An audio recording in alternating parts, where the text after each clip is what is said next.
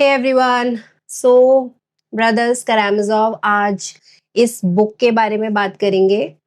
तो currently I am reading this book और अभी मैं 430 पेजेस मैंने पढ़े हैं और काफ़ी पेजेस बचे हैं क्योंकि I think total 800 something 880 pages है।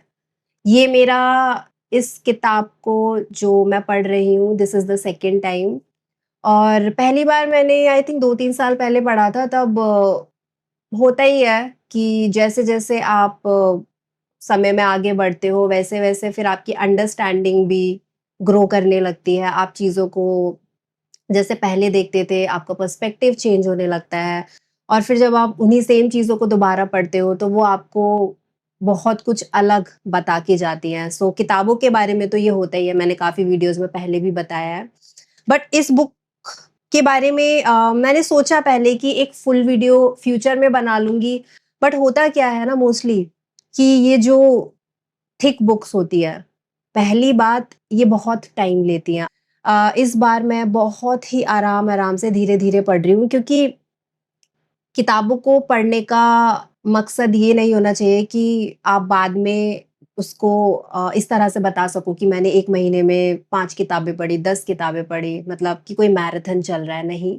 आप एक किताब पढ़ो बट उसे तरीके से पढ़ो। तो मुझे भी ये चीज़ें समझने में वक़्त लगा, मैं भी हमेशा से ऐसी नहीं थी। अपने अर्ली डेज़ में मेरे दिमाग में भी ये रहता था कि ज़्यादा से ज़्यादा किताबें कम से कम समय में पढ़ सकूँ, बट क्वालिटी होनी चाहिए ओवर क्वांटिटी। आप कम पढ़ो, 2 पेजेज़ पढ़ो पर तरीके से पढ़ो, समझो उसमें क्या था और बाद में फिर आप उस पे रिफ्लेक्ट कर सको।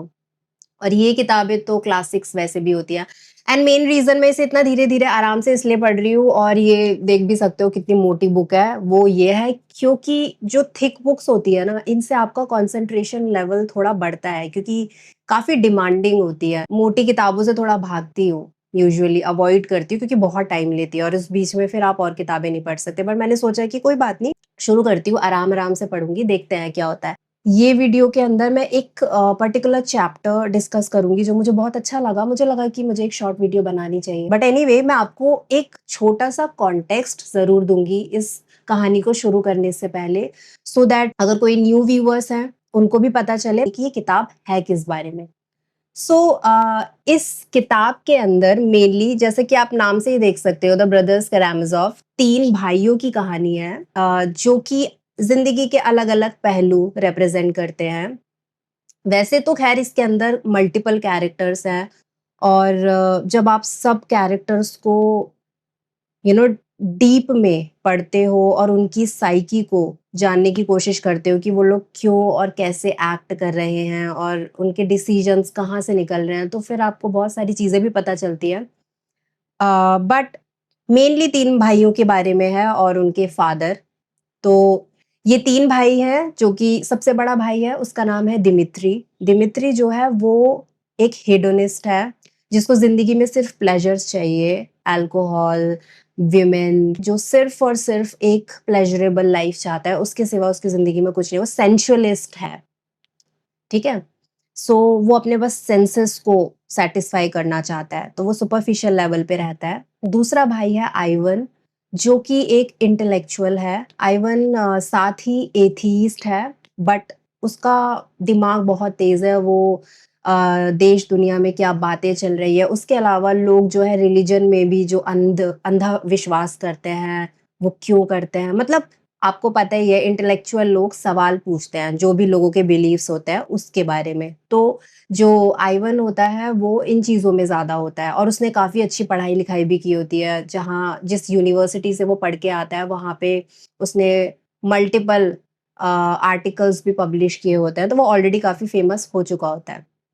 और तीसरा भाई जो है वो है अलियोशा, एलेक्सी, जो कि रिप्रेजेंट करता है रिलीजियस साइड। एलेक्सी बहुत ही प्योर, बहुत ही काइंड हार्टेड इंसान है। जब इस किताब को पढ़ोगे आपको पता चलेगा कि हर इंसान के कुछ ना कुछ अपने सेल्फिश रीज़न्स हैं चीज़ें करने के।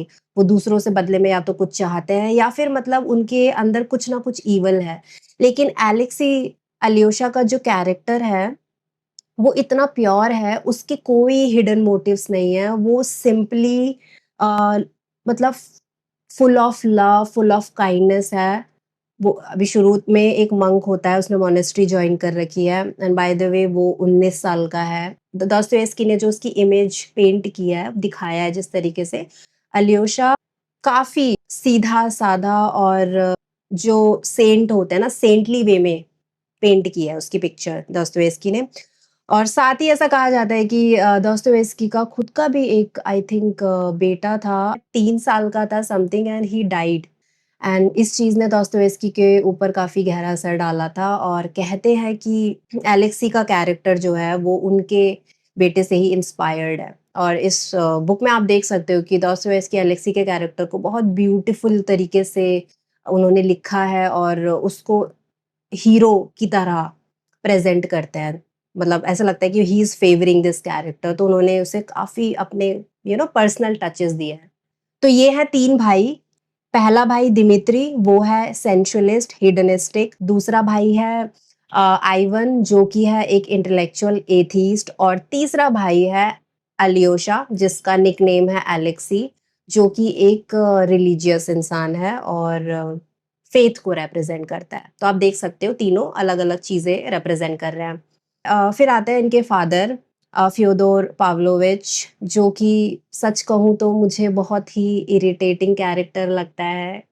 कुछ-कुछ पॉइंट्स पे तो मुझे सच में पढ़ने के बाद अ, मैं सोच रही थी कोई इंसान कैसे हो सकता है इतना गिरा हुआ? मतलब आप पढ़ोगे ना तो आपको फ़ील होगा और ऐसे लोगों को देखा भी है लाइफ़ में, ऐसी बात नहीं है देखा नहीं है। एंड दोस्तोयेव्स्की की यही ख़ासियत भी है शायद, जो उनके कैरेक्टर्स हैं इतनी बारीकी के साथ लिखते हैं उनकी हर एक चीज़ के बारे में कि वो साइकी कैसे काम करती है, वो इर्रेशनल डिसीज़न मेक कर रहे हैं तो क्यों कर रहे हैं, वो लोग बाहरी तौर पे किसी चीज़ के पीछे पड़े हैं तो क्यों पड़े हैं। जैसे बड़ा बेटा दिमित्री और उसके फादर, ये जो मैंने बताया फ्योदोर, ये दोनों के दोनों एक ही लड़की के पीछे पड़े होते हैं। उससे शादी करना चाहते हैं और इन दोनों के क्लैशेस होते रहते हैं। एक-दूसरे को ऑलमोस्ट मारना, दिमित्री स्पेशली अपने फादर को मारना चाहता है। एंड आप देखते हो कि जो फ्योदोर है, चलो फ्योदोर की भी एक छोटी-सी बता देती हूँ मैं स्टोरी। इनके जो फादर है फ्योदोर, उनकी 2 शादियाँ हुई थी। जो पहली शादी हुई थी, उसमें उनकी वाइफ से उन्हें आई थिंक 30-40 या 60 समथिंग रूबल्स मिले थे शादी में और ये पैसे बहुत माने जाते थे उस ज़माने में। जो पैसे हस्बैंड को मिल रहे हैं, मतलब वाइफ से जो आ रहे हैं, तो वो हस्बैंड के ही हो जाएँगे। That's how he became rich. And since जो फ्योदोर है, वो भी बहुत ही सुपरफिशियल और दिमाग से थोड़ा खिसका हुआ इंसान लगता है। आप जब पढ़ोगे आपको पता चलेगा। And ultimately in husband wife की नहीं बनती है और इस बीच में बाय द वे दिमित्री पैदा हो जाता है। और फिर जो फ्योदोर की वाइफ होती है, इन दोनों की बहुत लड़ाई झगड़े होते हैं, वो बहुत नफ़रत करने लगती है और एक पॉइंट पे उसका कोई दूसरा लवर बन जाता है और वो उसके साथ भाग जाती है। जिससे फ्योदोर को ऑब्वियसली बहुत गुस्सा आता है, क्योंकि उसकी बदनामी होती है। और फिर बाद में हम देखते हैं कि जब वो किसी यूरोपियन कंट्री में या कहीं गई होती है, आई एम फॉरगेटिंग, माफ़ करना क्योंकि 450 पेजेज़ पढ़ चुकी हूँ और ऑलमोस्ट 900 पेजेज़ की बुक है। सारी डिटेल्स याद नहीं रहती हैं, तो मैं ऊपर-ऊपर से बता रही हूँ। इनकी वाइफ़ जो है वो फिर उसमें आया था कि सुसाइड कमिट कर लेती है शायद, या ऐसे ही कुछ था, शी डाइज़। और जब ये न्यूज़ फ्योदोर को मिलती है, तो वो भी, मतलब इसमें दोस्तोयेव्स्की ने दिखाया कि रूमर्स होता है। कुछ रूमर्स ये बोलते हैं कि वो बहुत हार्ट ब्रोकन था, फ्योदोर, ये सुनने के बाद उसकी वाइफ़ मर गई है। कुछ लोगों ने ये रूमर्स बोले कि वो बहुत खुश था और गॉड को सड़कों पे भाग-भाग के गॉड को थैंक यू बोल रहा था, समथिंग लाइक दैट। एंड इसमें आप देख सकते हो कि जो दिमित्री है, क्योंकि वो पैदा हो चुका था, तो दिमित्री के ऊपर इस फ्योदोर ने कभी ध्यान नहीं दिया, कभी नहीं। माँ तो छोड़ के जा चुकी थी और अब फादर जो था वो भी एब्सेंट हो चुके थे, क्योंकि जो फ्योदोर है, he is also a hedonist, sensualist, जो कि सिर्फ़ और सिर्फ़ शराब, औरतें, इन्हीं चीज़ों में उलझा रहता है और उसको पैसे चाहिए, दैट्स इट। उसकी लाइफ़ में और कुछ नहीं है, बहुत ही ज़्यादा सुपरफिशियल है। एंड दिमित्री सॉर्ट ऑफ अपने फादर पे ही गया है, इसीलिए बड़ा होने के बाद, जो आप बाद में देखोगे। अभी दिमित्री छोटा है, तो जैसा कि मैंने बताया कि वाइफ़ की डेथ हो गई और फ्योदोर जो है बिल्कुल एब्सेंट हो जाता है दिमित्री की लाइफ़ से। फिर दिमित्री को जो फ्योदोर के सर्वेंट्स होते हैं, वो लोग पालते हैं थोड़ा वक़्त, और अभी वो बेबी है दिमित्री, वो लोग पालते हैं। फिर उसके बाद जो दिमित्री की जो माँ है, जो कि मरी हैं अभी थोड़े टाइम पहले, उनका एक कज़न आता है यूरोप से और उसे जब पता चलता है कि उसकी कज़न की डेथ हो चुकी है और उसका एक बेटा भी है और जिसको सर्वेंट्स पाल रहे हैं, तो वो कहता है कि मैं इसे लेके जाऊँगा। फ्योदोर को कोई फ़र्क नहीं पड़ता क्योंकि वो तो वैसे भी इंटरेस्टेड नहीं है, वो हमेशा बाहर ही रहता है अपनी अ, प्लेज़र्स सीक करने में। तो वो जो कज़न है वो दिमित्री को लेके चला जाता है, फिर कुछ टाइम वो रखता है, उसके बाद वो वापस यूरोप चला जाता है किसी और को देके मतलब अपने रिलेटिव्स में। तो मतलब दिमित्री की कहानी ये है ऑल इन ऑल कि वो उसे कभी माँ-बाप का प्यार नहीं मिला। वो इधर से उधर भटकता रहा, किसी से पहले सर्वेंट से, फिर उसके कज़िन मॉम के कज़िन के पास, फिर कज़िन्स ने दूसरे रिलेटिव्स को और फिर उसके बाद बड़ा होने के बाद फिर वो चला गया मिलिट्री स्कूल और ऐसे ही मतलब उसे ना प्यार मिला, ना वार्म्थ मिली, कुछ नहीं मिला, ठीक है? एंड जब एक सर्टेन एज पे पहुँच गया तब फिर वो वापस आता है यहाँ पे और उसको अपने फादर से हेट होने लगता है। इन लोगों के पर्सनल इश्यूज़ होते हैं प्लस फिर एक जो मैंने बताया एक सेम औरत से दोनों को प्यार हो जाता है, दोनों से शादी करना चाहते हैं और वो औरत बहुत तेज़ है बाय द वे, उसकी भी अलग ही कहानी है। सो ये था दिमित्री की कहानी फिर फ्योदोर जो है कुछ टाइम बाद एक दूसरी औरत से शादी कर लेता है। तो जो दूसरी वाइफ़ है उससे जब फ्योदोर की शादी कैसे होती है, ये लोग मिलते कैसे मैं बता देती हूँ। वो एक दूसरे टाउन में कहीं किसी बिज़नेस पर्पज़ से गया होता है फ्योदोर और वहाँ पे जो सेकंड वाइफ़ है अभी शी इज़ 16 इयर्स ओल्ड और something and he is very old by the way यहाँ पे एज डिफरेंस बहुत होता है, उस ज़माने में होता ही था। जो इनकी वाइफ़ है, सेकंड वाइफ़ होगी, वो अभी वो ऑर्फन होती है और उसको एक औरत ने अपने साथ रख लिया होता है, उसने पाला होता है। एक उसकी बेनिफैक्टर बन जाती है वो। उसके पास पैसे होते हैं बाय द वे बस लेकिन उसको फ्योदोर पसंद नहीं होता और जो फ्योदोर की होने वाली वाइफ़ है, उसको फ्योदोर से प्यार हो जाता है।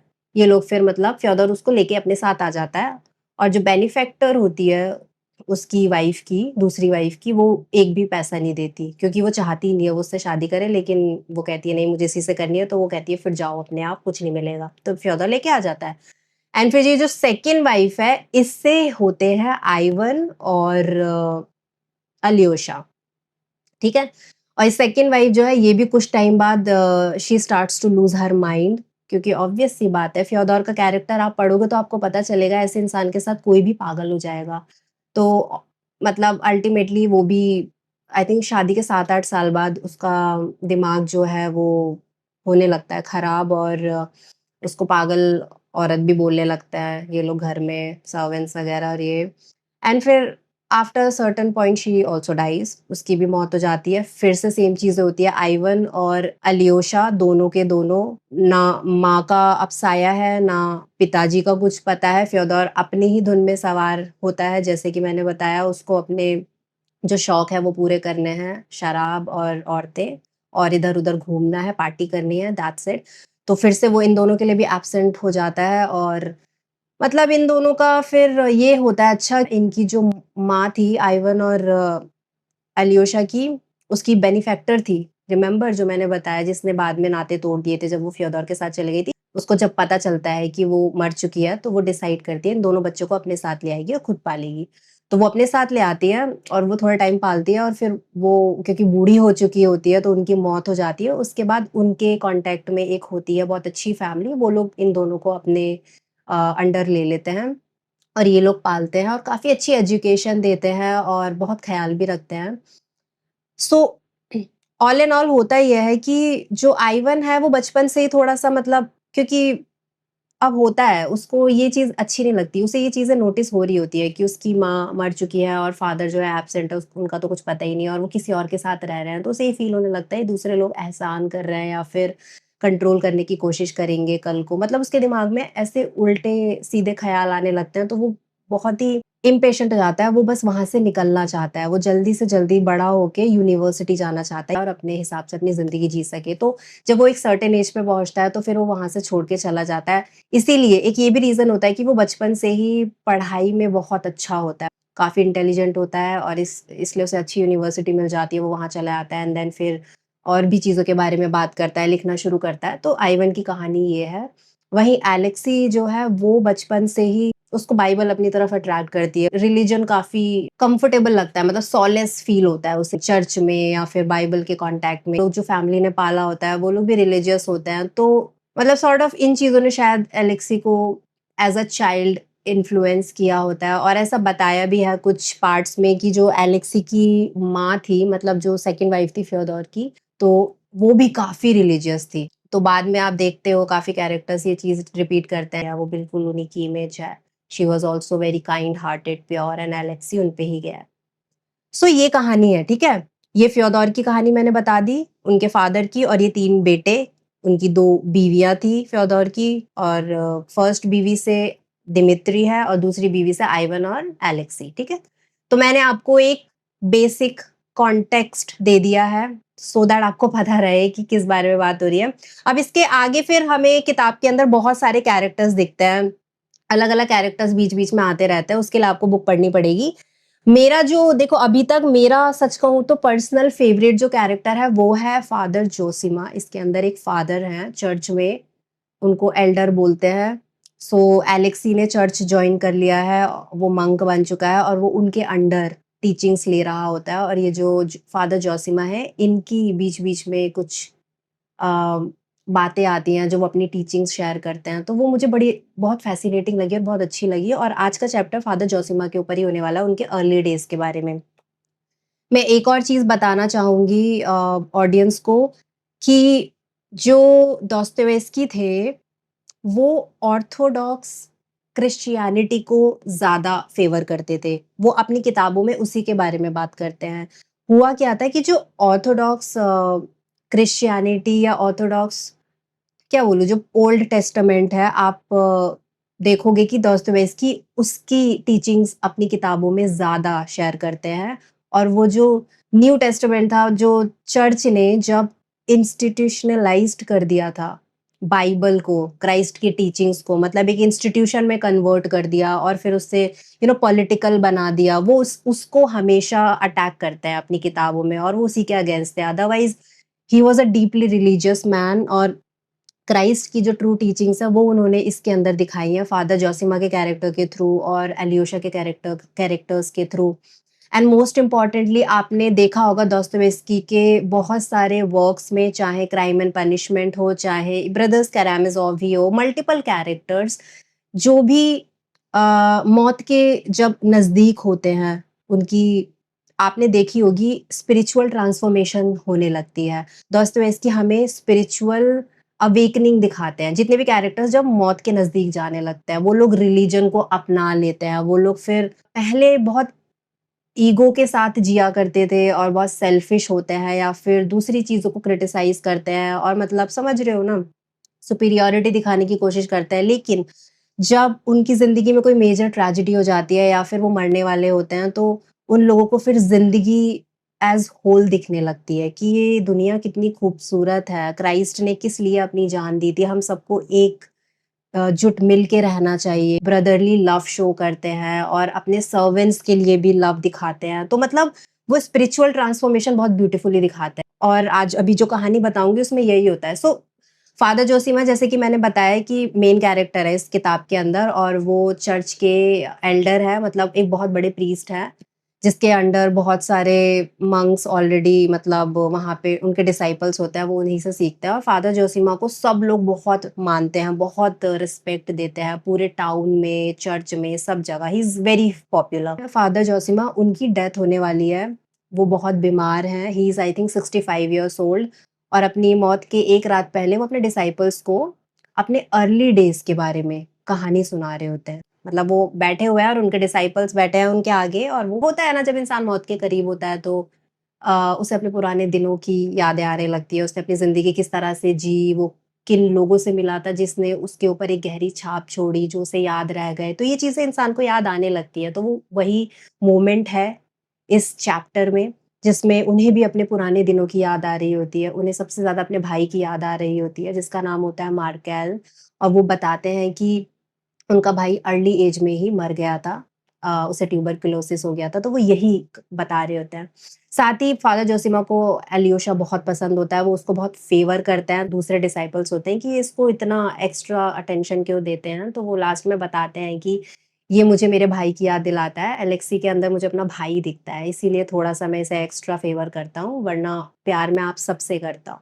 सो फादर जोसिमा हमें बताते हैं कि जब वो 8 साल के थे, ये लोग मॉस्को के एक छोटे से टाउन में रहते थे। वहाँ पे उनकी माँ थी, उनका भाई था, बड़ा भाई मार्केल जो उनसे शायद 6-7 साल बड़ा था और उनकी ये 3 लोग ही थे फैमिली में और 4 सर्वेंट्स थे और जब फादर जोशीमा 2 साल के होते हैं, उनके फादर की डेथ हो गई थी। उनके फादर ने ज़्यादा फ़ॉर्च्यून तो नहीं छोड़ा बट वो उनके लिए इतना छोड़ के चले जाते हैं कि ये तीनों कंफर्टेबली सर्वाइव कर सकें। उसके बाद उनकी माँ और 4 सर्वेंट्स और ये 2 बेटे। फिर फादर जोशीमा बताते हैं कि बचपन से ही उनकी माँ काफ़ी रिलीजियस थी, वो चर्च जाया करती थी। अब ये सारे के सारे ऑर्थोडॉक्स रशियंस हैं, ये लोग जैसा कि मैंने शुरू में बताया था दोस्तोयेव्स्की दिखाते हैं पुरानी ओल्ड टेस्टामेंट्स वाली टीचिंग्स को, तो ये ऑर्थोडॉक्स रशियंस थे जो उसी को ही फ़ॉलो करते थे। और जो फादर जोशीमा है वो अपनी माँ से काफ़ी इन्फ्लुएंस थे बट मेनली इस चैप्टर में थोड़ा वो अपने पहले भाई के बारे में बात करेंगे मार्क। वो बताते हैं उनका भाई बचपन से ही काफ़ी एरोगेंट था और बहुत जल्दी इरिटेट हो जाता था। उसको ये रिलीजियस टीचिंग्स एंड ट्रेडिशंस अननॉय करते थे। उसको लगता था कि ये सब के सब झूठ है, दिखावा है। वो इंटेलेक्चुअली काफ़ी रिबेलियस था क्योंकि जितने भी मतलब सब तो नहीं होते बट आपने देखा होगा जो इंटेलेक्चुअल लोग होते हैं, वो होते ही इंटेलेक्चुअल इसलिए हैं क्योंकि वो हर चीज़ पर सवाल पूछते हैं। तो रिलिजन में भी सवाल आ जाते हैं और उस ज़माने में इनफैक्ट आज भी काफ़ी लोग जब कुछ ऐसे सवाल पूछ लेते किसी के पास जवाब ही नहीं होता है, तो फिर वो लोग उनकी मॉकरी करने लगते हैं या फिर कुछ उल्टा बोल देते हैं। मार्केल के साथ भी ऐसे ही होता है। एंड इन्होंने बताया कि उसके ऊपर एक जो डीप इम्पैक्ट और जो पड़ा वो ये कि इनके टाउन में पीटर्सबर्ग में एक स्कॉलर था, फिलॉसफी का स्कॉलर और वो अच्छी जॉब पे भी था। उसको एक्साइल कर दिया था क्योंकि उसने कुछ रैडिकल चीज़ें लिख दी थी और बोल दी थी, चर्च के खिलाफ, लोगों के खिलाफ, तो उसको वहाँ से एक्साइल करके इनके टाउन में कुछ टाइम के लिए भेज दिया गया था एज़ अ पनिशमेंट।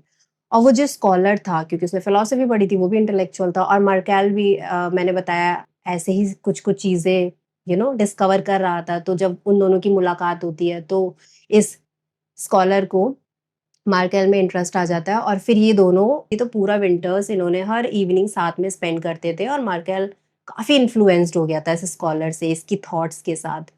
और फिर कुछ टाइम बाद उसको कॉल आ गई थी, वहाँ से लेटर आ गया था कि अब वो वापस अपनी पोस्ट जॉइन कर सकता है, प्लस उसके काफ़ी पावरफुल दोस्त वैसे ही थे, तो वो वापस चला जाता है। लेकिन मार्केल के ऊपर काफ़ी जैसे कि मैंने बोला डीप इम्पैक्ट छोड़ के जाता है। तो वो थोड़ा-सा और ज़्यादा रिबेलियस होने लगता है।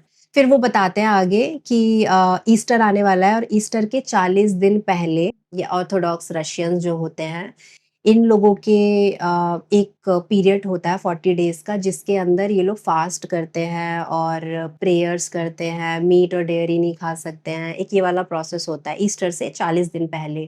और इनकी माँ काफ़ी डीपली रिलीजियस थी, तो वो ये सारी चीज़ें और घर के सर्वेंट्स ये सब चीज़ें कर रहे थे। और ये एक तरीके का फेस्टिवल भी होता है उन लोगों के लिए। तो मार्केल को थोड़ी चिढ़ होने लगती थी ये सारी चीज़ें देख के और डिसरिस्पेक्टफुल चीज़ें बोल देता था जो उनकी माँ को हर्ट कर जाती थी। बट इसी बीच में पता चलता है एक दिन कि मार्केल बीमार हो गया और वो बेड रिडन हो जाता है। फिर डॉक्टर्स आते हैं, जब वो चेक करते हैं तो पता चलता है कि मार्केल को ट्यूबरक्यूलोसिस है और ज़्यादा दिन जी नहीं पाएगा, डॉक्टर बता देते हैं। अब ये वाला पार्ट, तो जैसा कि मैंने आपको बोला था कि दोस्तोयेव्स्की अपने कैरेक्टर्स का स्पिरिचुअल ट्रांसफॉर्मेशन दिखाते हैं, तो मार्केल का मैंने आपको कॉन्टेक्स्ट दिया कि वो कैसा-सा था, है ना? काफ़ी रिबेलियस था और बहुत ही ज़्यादा एरोगेंट था, डिसरिस्पेक्ट कर देता था रिलिजन की या जो लोग चर्च जाते थे उनकी टीचिंग्स की और उसकी माँ कितनी बार बोलती थी कि वो भी चर्च में जाए और उसे एक्सेप्ट कर ले, लेकिन नहीं जाता था और उल्टा-सीधा बोल के वापस। लेकिन अब जब उसको पता चलता है कि बीमारी हो चुकी है और उसकी हालत खराब होने लगती है टाइम के साथ-साथ और वो उसके अंदर चेंजेस आने लगते हैं। दोस्तोयेव्स्की ने बहुत आप पढ़ना, ट्रस्ट मी, जब आप ऐसी चीज़ें पढ़ते हो ना, जो प्लेज़र आपको इन चीज़ों को पढ़ने में मिलता है ना, वो चीज़ें मैं आपको एज़ इट इज़ बता नहीं पाऊँगी क्योंकि मैं तो अपना इंटरप्रिटेशन शब्दों के ज़रिए जो मैं बोल रही हूँ वैसे आपको बता रही हूँ, लेकिन एक जो राइटर होता है उसके अपने प्रोज़ होते हैं, अपना तरीका होता है लिखने का, प्लस वो लोग डिटेल में लिखते हैं, तो उसका अलग मज़ा होता है, तो आप पढ़ना। एनीवे होता ये है कि मार्केल फिर he starts to lose his mind, lose in the sense uh, ये लोग तो यही बोलते हैं इसके अंदर सर्वेंट्स या जो दूसरे लोग देखते हैं, बट हमें दोस्तोयेव्स्की ने दिखाया है जैसे-जैसे समय निकलने लगता है, उसकी हालत और ख़राब होने लगती है। वो ज़िंदगी को बहुत अलग तरीके से देखने लगता है। वो सबसे बहुत प्यार से बातें करता है, सबको बोलता है कि मिल-जुल के रहो, ये दुनिया कितनी खूबसूरत है, बाहर कितना ब्यूटीफुल वेदर हो रहा है। उसको बर्ड्स के सिंगिंग की आवाज़ आ रही होती है और गार्डन में फ्लावर्स दिख रहे होते हैं, मदर नेचर, अर्थ, वो इन सब चीज़ों को एप्रिशिएट करने लगता है।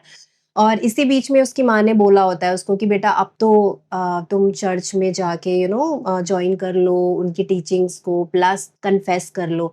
तो एक ये भी चीज़ होती है जो ऑर्थोडॉक्स रशियंस हुआ करते थे वहाँ पे जब भी कोई इंसान मौत के नज़दीक होता था, तो अगर वो रिलिजियस नहीं होते थे वो इंसान जो मरने वाला है तो उसको बोलते थे कि अब आप एक्सेप्ट कर लो क्राइस्ट को और कन्फेस कर लो। मरने से पहले कन्फेशन करना इनको बोला जाता था एज़ अ ट्रेडिशन क्योंकि ये चीज़ जो मरने वाला इंसान था, उसको एक सुकून देती थी प्लस उसकी फैमिली को भी ये रहता था कि ठीक है उसने गॉड को एक्सेप्ट कर लिया, गॉड के सामने अपने सारे सिन कन्फेस कर लिए तो मरने के बाद वो गॉड के पास ही जाएगा। तो इन लोग को ये दिली तसल्ली हो जाती थी। तो एक ये मतलब रिचुअल था, मरने वाला इंसान जो है एंड में कन्फेस करेगा और यूकरिस्ट खाता था वही body of Christ and blood जो वाइन होती थी। सॉरी ब्रेड और वाइन जो होती है, जो रिप्रेज़ेंट करती है बॉडी ऑफ क्राइस्ट और ब्लड को सॉरी। सो मार्केल को जब उसकी माँ बोलती है, तो फाइनली वो एक्सेप्ट कर लेता है। तो आपने देखा कि पहले वो कितना चिढ़ता है और डिसरिस्पेक्टफुली बात करता है रिलिजन के अगेंस्ट, चर्च के अगेंस्ट, लेकिन जब अब वो बीमार हो गया है और उसकी हालत ख़राब होने लगती है और उसके दिमाग में भी चेंजेज़ आने लगते हैं, तो वो चर्च को अपना लेता है, वो अपने जो कन्फेशन है वो भी कर लेता है, यूकरिस्ट भी खा लेता है और उसको ना अब सब कुछ बहुत खूबसूरत दिखने लगता है। उसे दुनिया बहुत ब्यूटीफुल और हर एक डिटेल दिखने लगती है और वो सब लोगों को बोलने लगता है मिल-जुल के रहो, ये दुनिया क्राइस्ट ने यही तो बोला था कि कैरी योर क्रॉस और एक-दूसरे की मदद करो, ब्रदरहुड मेंटेन करके रखो, तो वो सारी यही बातें करते हैं। एंड यहाँ पे आप देख सकते हो कि दोस्तोयेव्स्की हमें यही चीज़ दिखा रहे हैं क्योंकि दोस्तोयेव्स्की का खुद नियर डेथ एक्सपीरियंस हुआ था अगर आपको पता होगा कि जो फायरिंग स्क्वाड था उसने एक बार उन्हें पकड़ लिया था और दोस्तोयेव्स्की को 3 मिनट के अंदर उन्हें लगा था कि वो मरने वाले हैं। फायरिंग स्क्वाड उनके सामने खड़ा था और वो नीचे थे और उस 3 मिनट के बारे में उन्होंने अपनी बुक इडियट में बताया है बहुत खूबसूरती के साथ कि उस 3 मिनट में दोस्तोयेव्स्की को ये दुनिया जिस तरीके से दिखी थी वैसी उन्हें जब तक वो जिए थे तब तक कभी नहीं दिखी।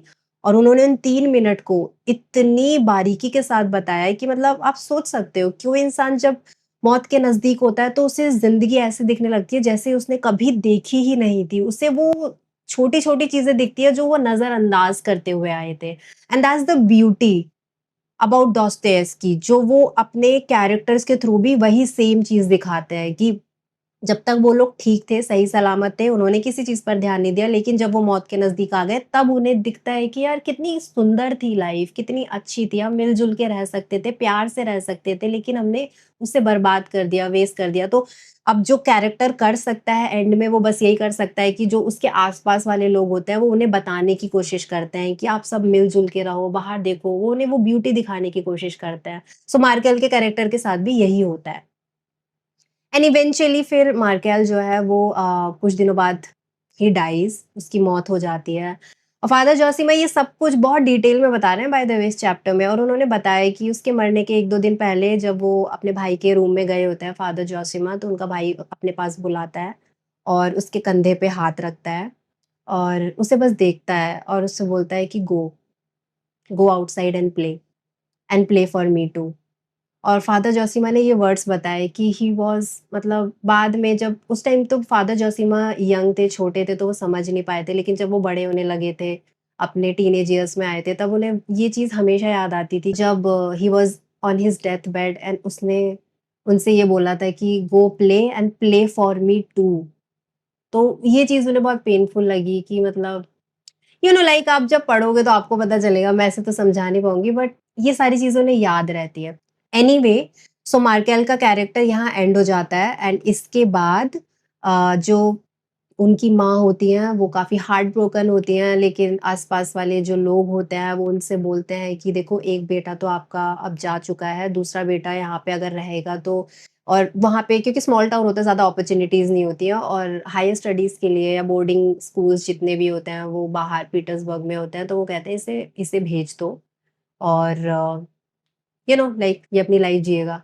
तो उनकी माँ जो है फिर अपना दिल पक्का करके भेज देती है उनको और जोसीमा जो है वो बताते हैं कि कुछ टाइम बाद उनकी माँ की मौत हो जाती है क्योंकि एक बेटा मर चुका था, दूसरा बेटा भी जा चुका था। वो ये चीज़ बर्दाश्त नहीं कर पाती तो वो भी मर जाती है। एंड अब फादर जोसीमा जो है वो अपने टीनेज ईयर्स में आ चुके होते हैं और वो एक मिलिट्री स्कूल में होते हैं। तो अब वो अपना जो है अर्ली डेज़ अपनी लाइफ के कि उनकी मेंटालिटी कैसी थी, वो किस तरह के इंसान थे, वो ये बता रहे हैं अपने डिसाइपल्स को, कि जब मैं मिलिट्री स्कूल में था तो मैं भी बहुत एरोगेंट हो गया था। वो होता है ना जवानी का जोश, सारे के सारे लड़के मिलके जा रहे हैं और पार्टीज़ कर रहे हैं, बातें कर रहे हैं उल्टी-सीधी और मिलके मतलब ईगो भरा हुआ है सबके दिमाग में और एरोगेंस है। और फिर वो बताते हैं कि इसी बीच वो एक वहाँ पे मतलब अच्छे कैरेक्टर की, अच्छी फैमिली एरिस्टोक्रेटिक फैमिली की एक लड़की होती है, उससे मिलते हैं और उसकी इंटेलिजेंस देख के इन्हें काफ़ी अच्छा लगता है, बहुत इंटेलिजेंट होती है। तो इनको उसके प्रति थोड़ा अट्रैक्शन फ़ील होता है और ऐसा तो कुछ नहीं है कि ये मतलब उसके साथ कोई रोमांटिक रिलेशनशिप चाहते हैं, लेकिन अभी क्योंकि फिगर आउट कर रहे होते हैं, ही फील्स कन्फ्यूज़्ड लेकिन उनको उसकी तरफ इन्फैचुएशन फ़ील होता है। ये लोग साथ में कई बार बैठते हैं, बातें करते हैं, दिस एंड दैट एंड फिर कहते हैं कि 2 महीने के लिए फिर इनको एक बाहर के किसी शहर में बुला लिया गया था इनके रेजिमेंट को, क्योंकि मिलिट्री में थे। तो ये चले गए थे और 2 महीने बाद जब लौट के आए तो इन्हें पता चला कि उस लड़की की किसी और के साथ शादी हो गई। और अब यहाँ पे इनका जो अर्ली कैरेक्टर है क्योंकि टीनेज ईयर्स की बात बता रहे हैं ना, उस टाइम इनका ईगो हर्ट हो जाता है कि ऐसा कैसे हो सकता है? मतलब मैं इन क्योंकि इन्हें ये पता चलता है कि जब ये उससे मिल रहे थे 2 महीने पहले भी इतने टाइम तक, वो ऑलरेडी उस किसी और के साथ एंगेज्ड थी और इनकी शादी होने वाली थी और पूरा टाउन जानता था इस बारे में और ये चीज़ इन्होंने कैसे मिस कर दी। सो ये चीज़ मतलब उस उनके ईगो को और हर्ट कर देती है कि मतलब सब लोग जानते थे और वो अब ये खुद ओवरथिंक करने लगते हैं कि सब जानते थे और सब मेरे ऊपर हँस रहे थे। इनफैक्ट वो लड़की भी मन ही मन मेरी मज़ाक उड़ाती होगी, वो सोचती होगी कि मैं उसके पीछे पड़ा हूँ और वो तो जबकि किसी और के साथ एंगेज थी और वो उसको इस चीज़ में प्लेज़र मिलता होगा। तो मतलब वो अपने आप ओवरथिंक करके खुद को बहुत नीचे गिरा लेते हैं और अपना ईगो उनका ईगो हर्ट हो जाता है और फिर उसके बाद उन्होंने बताया कि इस आदमी को जिसके साथ उसकी शादी हो चुकी होती है ये ओपन में जाके चैलेंज कर देते हैं डुएल के लिए। सो रशिया में उस ज़माने में ये भी एक रिचुअल बोल लो या कुछ था कि मतलब अगर ओपन में आपने किसी बड़े इंसान की बेइज्जती कर दी जाके तो फिर आप मतलब वो डिसरिस्पेक्ट जो है, उसको जवाब देने के लिए आप एक डुएल करोगे फिर। डुएल में क्या होगा एक-दूसरे को दोनों में से एक इंसान मरेगा फिर, ठीक है?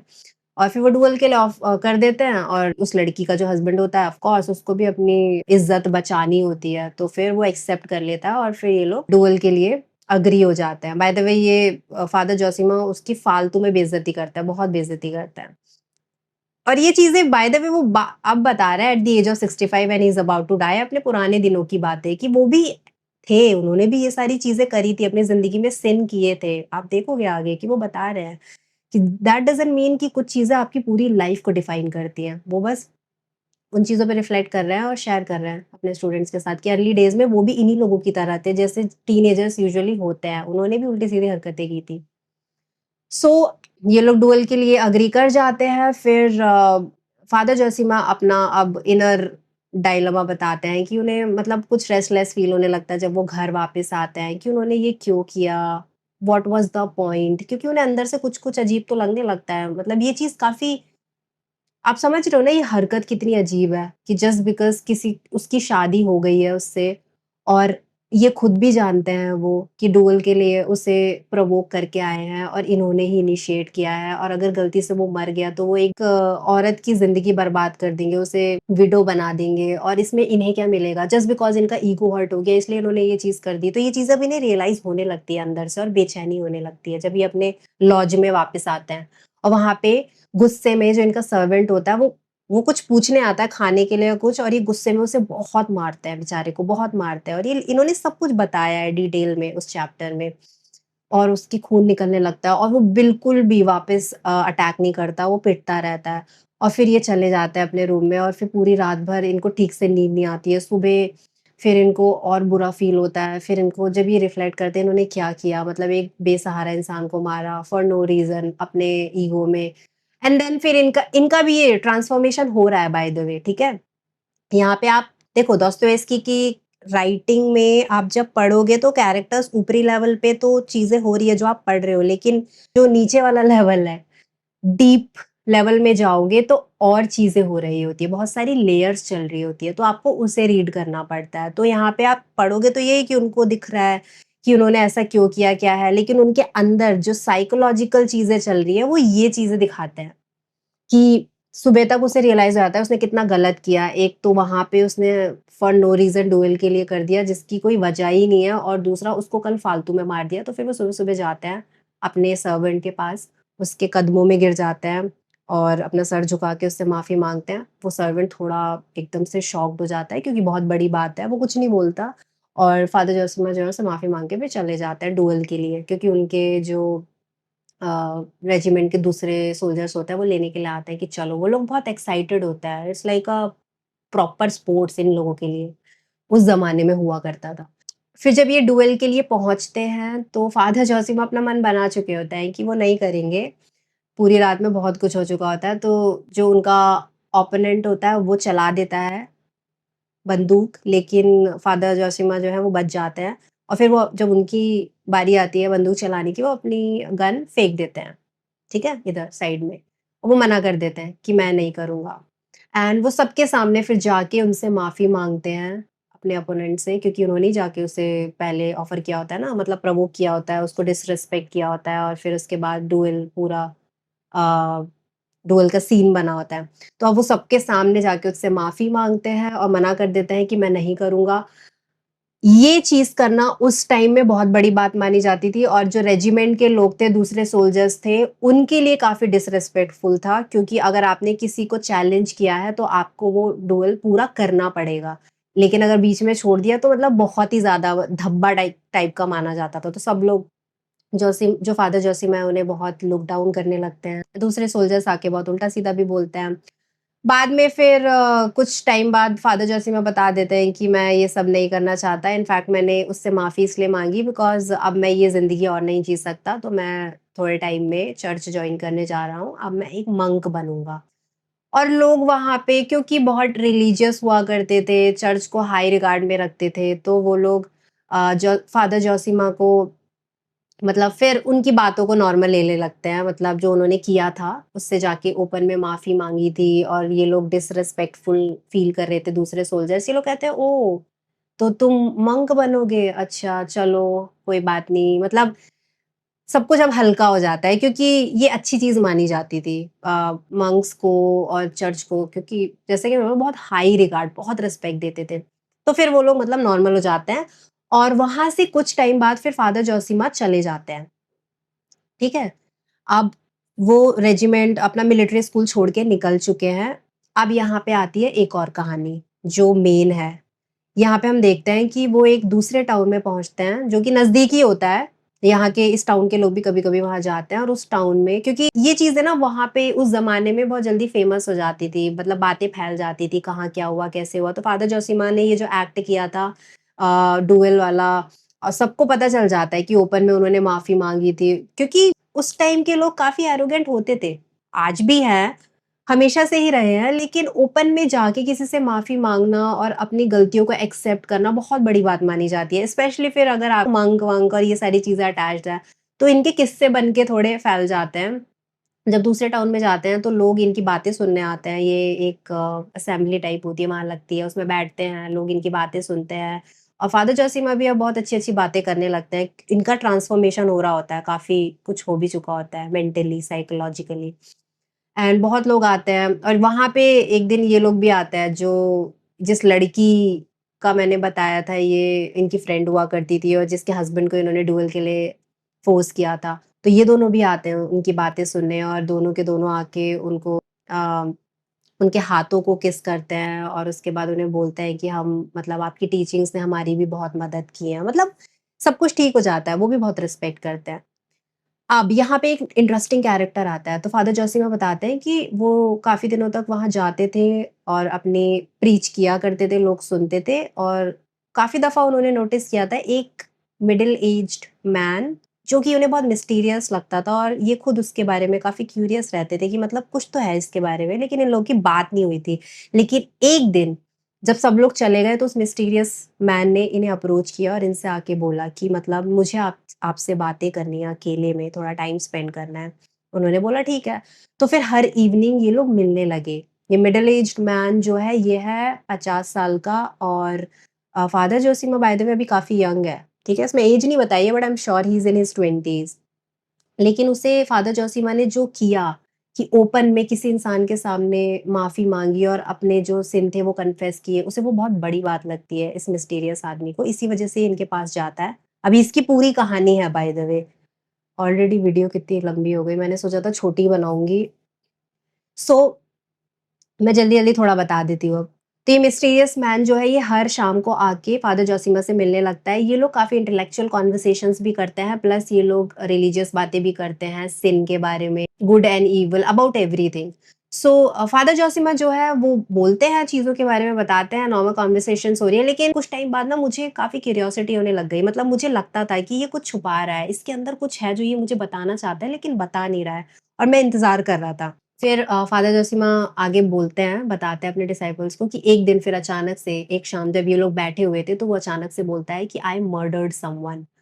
तो ये सुन के फादर जोशीमा थोड़ा शॉक्ड हो जाते हैं, उन्हें भरोसा नहीं होता। कहता है कि आज से 14 साल पहले मैंने एक विडो थी, जिससे मुझे प्यार हो गया था और मैंने उसे शादी के लिए प्रपोज़ किया था। उसने मना कर दिया ये बोलकर कि वो किसी और से प्यार करती है और किसी और के साथ शादी करने वाली है। वो जो है सोल्जर होता है, वो अभी टाउन से बाहर होता है, कुछ टाइम में आने वाला है। तो वो रिजेक्ट कर देती है इस मिडल एज मैन को। और ये रिजेक्शन इससे बर्दाश्त नहीं होता, तो ये क्या करता है, अगले दिन रात को उसके घर में चुपके से घुस के चला जाता है। उसकी 2 मेट्स होती हैं जो पास ही में एक बर्थडे पार्टी में गई होती है, तो दरवाज़ा थोड़ा-सा खुला रह जाता है और एक सर्वेंट जो है वो शराब पी के सो रहा होता है और ये उसके कमरे में चला जाता है और जाके उसको एक नाइफ़ तो लेके आता ही है और नाइफ़ से मार देता है। वो वहीं मर जाती है तुरंत। बिल्कुल आवाज़ नहीं आती, कुछ नहीं। और ये सारी चीज़ें बाय द वे वो डिटेल में बता रहा है। आप जब पढ़ोगे ना तो आपको एक-एक चीज़ फ़ील होगी और मैं बता रही हूँ आप पढ़ो प्लीज़ दोस्तोयेव्स्की को पढ़ो, बहुत चीज़ें पता चलेंगी। तो वो मार देता है और उसके बाद उसे कुछ फ़ील नहीं होता बाय द वे और वो क्या करता है कि उसके अलमीरा से कुछ-कुछ चीज़ें ज्वेलरी एंड कुछ उसके लेटर्स, कुछ-कुछ चीज़ें निकाल लेता है सो दैट कल को जो है सर्वेंट फँस जाए। जब इसकी तहकीकात होगी तो सर्वेंट को पकड़ ले कि भई चोरी का मामला था, मार के चला गया। और वो चला जाता है एंड फिर ये बताता है मिडल एज मैन फादर जोशीमा को कि उसके बाद कुछ दिनों तक तो ज़्यादा अगले दिन एक्चुअल में ज़्यादा कुछ हुआ नहीं, फिर उसके अगले दिन भी कुछ नहीं हुआ। फिर बाद में न्यूज़ जब फैली तो पता चला कि हाँ, उसके सर्वेंट ने शायद उसे मार दिया था और ये लोग उसके सर्वेंट को पकड़ लेते हैं और बाद में उसका सर्वेंट जो है वो मना करता रहता है, मैंने नहीं मारा। फिर अपने जब पुलिस उसे पकड़ के ले आती है, फिर कुछ होता है उसको और वो 1 हफ्ते के लिए उसको एडमिट कराते हैं हॉस्पिटल में क्योंकि वो बहुत बीमार हो जाता है और 1 हफ्ते के अंदर वो मर जाता है। सो ये जो मिडल एज मैन है ये बता रहा है कि जैसे ही सर्वेंट मरा फिर वो पूरा का पूरा केस क्लोज़ हो जाता है और सब लोग मूव ऑन कर जाते हैं और इसको भी अभी कुछ ज़्यादा फ़ील हो नहीं रहा होता है। इसे लगता है ठीक है जो हुआ वो हुआ और ये क्या करता है, उसकी जो ज्वेलरी या छोटे-मोटे चीज़ें थी उसके बाद ना ये चैरिटीज़ में देने लगता है, फिलैंथ्रोपिस्ट बन जाता है ये। अब इसका क्या हो जाता है, ये सोचता है कि अब ये दुनिया का भला करेगा, लोगों का भला करेगा तो इस वजह से ये ओवर द इयर्स काफ़ी फ़ेमस हो चुका होता है क्योंकि ये चैरिटीज़-वैरिटीज़ में बहुत दान देता है, लोगों की मदद करता है। तो पूरा का पूरा टाउन इसको भी बहुत हाई रिगार्ड में रखता है, रिस्पेक्ट देता है कि ये लोगों की मदद करता है और इसने कितना कुछ किया है टाउन के लिए। सो ये धीरे-धीरे ये चीज़ें करने लगता है। फिर इसने बताया कि कुछ साल जब बीत जाते हैं तो इसे लगता है कि अब इसको भी शादी कर लेनी चाहिए क्योंकि एज तो हो ही गई है। तो फिर और बाय द वे अभी तक इसे अपने मर्डर के बारे में कुछ फ़ील नहीं हो रहा था ज़्यादा, ये आराम से मूव ऑन कर चुका होता है। लेकिन जब ये शादी कर लेता है और शादी के कुछ टाइम बाद इसके इसके बच्चे भी हो जाते हैं, तब आता है इसको हॉन्ट करने के लिए इसका ये पास्ट जो इसने किया होता है। ये फादर जोशीमा को बताता है कि जब मेरे बच्चे मेरे सामने थे, मुझे उन्हें देख के ये फ़ील होने लगा कि मैं किस तरह का इंसान हूँ, मैंने अपनी ज़िंदगी में क्या किया है, आई एम अ मर्डरर और मैं अपने बच्चों को क्या टीचिंग्स दूँगा। मेरी वाइफ़ मुझसे इतना प्यार करती है, अगर उसे पता चल जाए कि मैं एक मर्डरर हूँ, क्या वो मुझे एक्सेप्ट करेगी? अब उसको ये सारे सवाल हॉन्ट करने लगते हैं और उसका पास्ट भी आने लगता है। बहुत हॉन्ट करते हैं, तो वो यही बताता है कि मतलब पिछले 4-5 साल से वो ज़िंदा हेल में जी रहा है क्योंकि उसके सामने अब वो मर्डर जो है मतलब रात को उसको डरावने सपने आते हैं, ये सारी चीज़ें उसे हॉन्ट करते रहती है और अब वो जी नहीं पा रहा है क्योंकि उसका कॉन्शियस उसे जीने नहीं दे रहा है बिकॉज़ जब तक अकेला था तब तक उसे कोई फ़र्क नहीं पड़ा, इसलिए उसने इतना सोचा भी नहीं। लेकिन अब जब उसकी फ़ैमिली होती है, उसके बच्चे उसे अपनी आँखों के सामने रोज़ दिखते हैं, जो उसे इतना प्यार करते हैं, उसकी बीवी जो उससे इतना प्यार करती है, वो लोग उसे इतना रिस्पेक्ट देते हैं। लेकिन अपनी सच्चाई वो अपने अंदर जानता है कि उसने क्या किया है, वो कितना इविल इंसान है। और वो जो उसके सामने अच्छे लोग हैं, जो उसे इतना प्यार और रिस्पेक्ट दे रहे हैं, जब उसकी सच्चाई उसे पता है तो उसे ये फ़ील होता है कि अगर इन्हें पता चलेगा मैं वो इंसान हूँ ही नहीं जो ये मुझे समझ रहे हैं, तो क्या ये मुझे करेंगे एक्सेप्ट और मैं कितना बुरा इंसान हूँ, मतलब मैं झूठ जी रहा हूँ। तो उसे ये सारी चीज़ें हॉन्ट करने लगती है and that is again the beauty of Dostoevsky वो ये साइकोलॉजिकल एगनी दिखाते हैं अपने कैरेक्टर्स की कि वो लोग एक सिन कमिट कर लेते हैं, उसके बाद फिर कुछ टाइम बाद उनसे उसके साथ जिया ही नहीं जाता, वो नहीं जी पाते। उनकी किताबों में आप ये देखोगे, फिर सूनर और लेटर उन्हें कन्फेस करना पड़ता है, उन्हें रिलिजन का सहारा लेना पड़ता है, वो तभी उन्हें शांति और सुकून मिलता है, वरना वो ज़िंदा हेल में जीते हैं। सो फादर जोशीमा के साथ ये मिडल एज्ड मैन यही चीज़ शेयर करता है और फादर जोशीमा जो है सुनते हैं बहुत ध्यान से और वो बोलते हैं उससे कि तुम्हें कन्फेस करना चाहिए, कन्फेस कर लो। और ये मिडल एज मैन बोलता है यस मेरा यही था। मैं जब आपसे पहली बार मिला था मैंने आपकी बातें सुनी थी जब आप लोगों को बोल रहे थे कि आपने कैसे डुएल में उस इंसान को ऐसे चैलेंज किया था और अगले दिन जाके फिर आपने सबके सामने उससे माफ़ी माँगी, अपनी गलतियाँ कन्फेस की और मुझे ये चीज़ बहुत बहुत ही एडमायरिंग क्वालिटी लगी आपके अंदर कि कोई इंसान कैसे कर सकता है और फिर मुझे लगा अगर आप कर सकते हो तो मैं भी कर सकता हूँ। इसीलिए मैं आपसे मिलना चाहता था, आपसे बात करना चाहता था and that's why I started spending these evenings with you and अब मैं एक्चुअल में इनफ हो चुका है, अब मैं और नहीं बर्दाश्त कर सकता और अब मैं कन्फेस कर लूँगा और मैं इस पाप से मुक्त हो जाऊँगा, मुझे शांति चाहिए। और जब ये पहली बार बोलता है तो लगता है कि शायद सही में कर लेगा जाके कन्फेस और फिर हमें फादर जोशीमा बताते हैं कि ये नहीं करता। आने वाले मल्टीपल इवनिंग्स आता है मिलने के लिए फादर जोशीमा से बट ये कन्फेस नहीं करता। ये बोलता है, हर इवनिंग आके बोलता है मैं कल करूँगा बट नहीं करता। फिर फादर जोशीमा दिखाते हैं अब फिर से दोस्तोयेव्स्की कि बस क्या बोलूँ मतलब क्या ख़ासियत है, इस कैरेक्टर के बारे में डिटेल में लिखते हैं कि ये कैरेक्टर धीरे-धीरे ना बहुत अननॉयड होने लगता है, बहुत ज़्यादा मतलब एंग्री होने लगता है, फादर जोशीमा से चिढ़ने लगता है, मतलब कई बार इसकी टोन बदल जाती है बोलते-बोलते मतलब क्योंकि वो अंदर की जो चीज़ें भरी हुई होती है ना, आप दूसरे इंसान पे प्रोजेक्ट करने लगते हो। ये चीज़ें दिखाई है बड़ी खूबसूरती के साथ दोस्तोयेव्स्की ने। फिर कुछ ये जब फादर जोशीमा कोशिश करते हैं इसको कन्विंस करने की, बोलते हैं कि यू शुड डू इट और ये बोलता है कल करूँगा। फिर एक दिन आके खुद बोलता है ये आदमी कि आप भी सोचते होंगे ना कि मैं कैसा कितना नीच गिरा हुआ इंसान हूँ, मैंने इतनी गलत मतलब इतना बड़ा सिन किया है अपनी ज़िंदगी में और उसके बाद भी और मैं आपसे बोलता हूँ मैं कल कन्फेस करूँगा तब भी नहीं कर पा रहा हूँ, तो मतलब मैं कितना बड़ा कावर्ड हूँ।